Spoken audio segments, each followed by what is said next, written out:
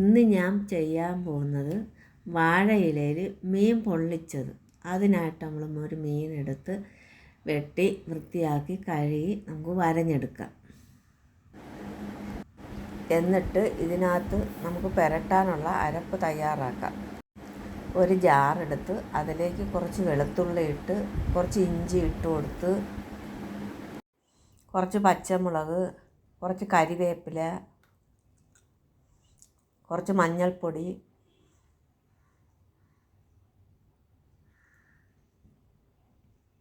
കുറച്ച് പെരുംജീരകം, വലിയ ജീരകം, കുറച്ച് മുളക് പൊടി, കുറച്ച് കുരുമുളക് പൊടി, ഇതെല്ലാം കൂടി ഇട്ട് ഒന്ന് മിക്സിയിലിട്ടൊന്ന് കറക്കിയെടുക്കുക. കുറച്ച് ഉപ്പും കൂടെ ഇടാം. എല്ലാം അരച്ചെടുത്ത് ഒരു പാത്രത്തിനകത്തോട്ട് വെച്ചിട്ട് അതിലേക്ക് കുറച്ച് അരിപ്പൊടിയും കോൺഫ്ലവർ പൊടിയും കൂടെ ഇട്ട് നാരങ്ങാ നീരും കൂടെ ഒഴിച്ച് ഇതെല്ലാം കൂടെ ഒന്ന് മിക്സ് ചെയ്യാം. നാരങ്ങ അരി ഏറെ ഇടാൻ വേണ്ടിയ ഞാൻ കൈവച്ച് പിഴിഞ്ഞൊഴിച്ചത്. ഇതെല്ലാം കൂടെ ഒന്നിട്ട് മിക്സ് ചെയ്ത് മീൻ അതിനകത്തെടുത്ത് വെച്ച് മൊത്തത്തിൽ നല്ലതുപോലെ ഒന്ന് പുരട്ടിയെടുക്കുക. ഇതിനകത്ത്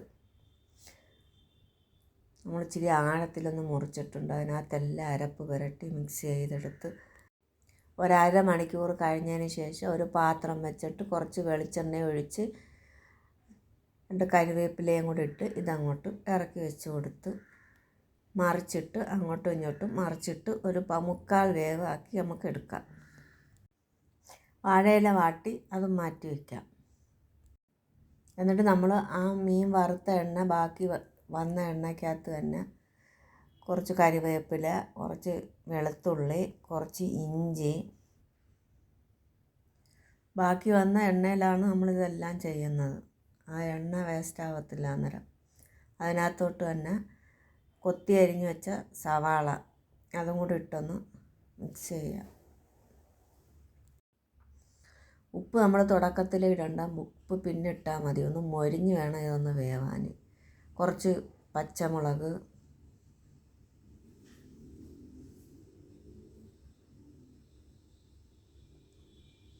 കുറച്ച് തക്കാളി,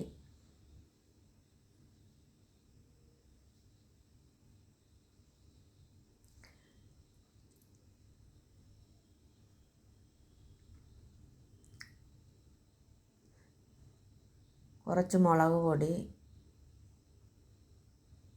കുറച്ച് മഞ്ഞൾപ്പൊടി,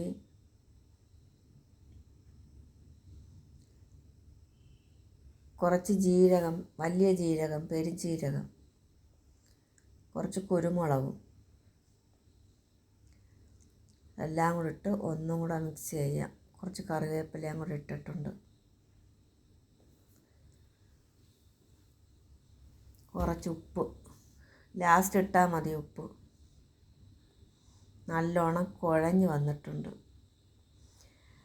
ആ കൂട്ട് നമ്മൾ വാട്ടി വെച്ച വാഴയിലക്കകത്ത് നന്ന് നിരത്തി വെച്ച് കൊടുക്കുക. എന്നിട്ട് അതിൻ്റെ മുകളിൽ നമുക്ക് വറുത്ത് വെച്ചേക്കുന്ന ആ മീനെടുത്ത് അതിൻ്റെ മുകളിലോട്ട് വെച്ചിട്ട് അതിനൊന്ന് പൊതിഞ്ഞ് കൊടുക്കണം. ബാക്കി കൂട്ടെല്ലാം കൂടെ പൊതിഞ്ഞ് വാഴയുടെ വള്ളി തന്നെ നമ്മൾ എടുത്തിട്ടുണ്ട്. നല്ലതുപോലെ പൊതിഞ്ഞ് കെട്ടിക്കൊടുക്കുക.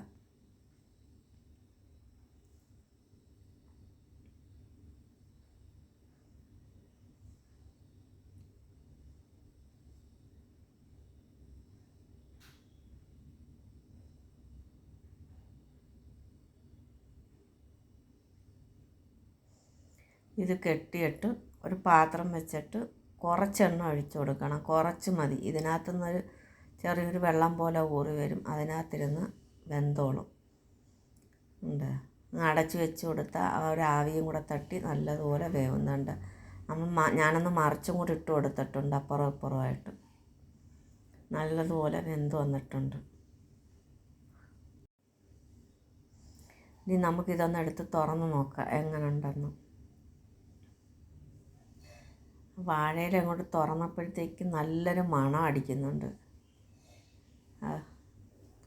നല്ല പരുവത്തിന് കിട്ടിയിട്ടുണ്ട്. ഇനി നമുക്ക് കുറച്ച് ചീനിയും കൂടെ പുഴുങ്ങി വയ്ക്കാം. പുഴുങ്ങി വെച്ചിട്ട് ഇച്ചിരി ഇഞ്ചി ഇട്ട് കടുംചായയും കൂടെ ഇടാം. അതിനായിട്ട് നമ്മൾ കുറച്ച് വെള്ളം വെച്ച് ആദ്യം കുറച്ച് ഇഞ്ചി തല്ലിയങ്ങ് ഇടണം. തല്ലിയിട്ടിട്ട് വെള്ളം തിളയ്ക്കുമ്പോഴത്തേക്ക് ആദ്യം നമ്മൾ തേയില ഇടണ്ട, ആദ്യം പഞ്ചസാരയാണ് ഇടേണ്ടത്. അത് നമ്മൾ എങ്ങനെ എപ്പം കടുംചായ ഇട്ടാലും ആദ്യം പഞ്ചസാര ഇട്ട് ഒന്ന് തിളച്ചതിന് മാത്രം തേയില ഇട്ട് കൊടുത്താൽ മതി. ആ കടുംചായ കുടിക്കാനാണ് നല്ലത്. ആ കടുംചായ ഇട്ട് ചീനിയും പുഴുങ്ങി വാപ്പ വന്നപ്പം വാപ്പാക്ക് 2 ചീനിയായിട്ട് കൊടുത്ത്. ഇപ്പം ഇരുന്ന് കഴിക്കുന്നുണ്ട്. കൊള്ളാവോ എന്ന് നോക്കട്ടെ.